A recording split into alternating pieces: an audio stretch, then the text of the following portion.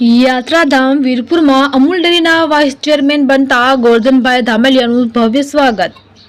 વિશ્વની સૌથી મોટી દૂધ બ્રાન્ડ અમૂલના વાઇસ ચેરમેન થતા વીરપુરમાં ભવ્ય સ્વાગત કરાયું। વીરપુર સહકારી મંડળીની મિનળ વાવ ખાતે સ્વાગત સમારોહ યોજાયો। વાઇસ ચેરમેન બનતા જ વીરપુર આવી પૂજ્ય જલારામ બાપાના ચરણોમાં શીશ ઝુકાવ્યું।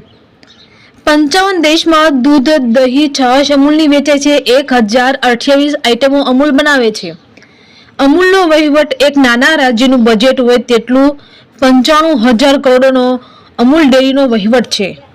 વીરપુરના આગેવાનો, વિવિધ સંગઠનો, વેપારી મંડળ દ્વારા ગોરધનભાઈ ધામેલિયાનું સ્વાગત કરતા ધામેલિયા દ્વારા આભાર વ્યક્ત કર્યો હતો। રિપોર્ટર ભાગ્યેશ ડોબરિયા, વીરપુર। ઓકે કાકા, આજરોજ ગુજરાતની અમૂલ ફેડરેશનની ચેરમેન અને વાઇસ ચેરમેનની ચૂંટણી હતી ત્યારે બંને પણ બિનહરીફ થયા છે।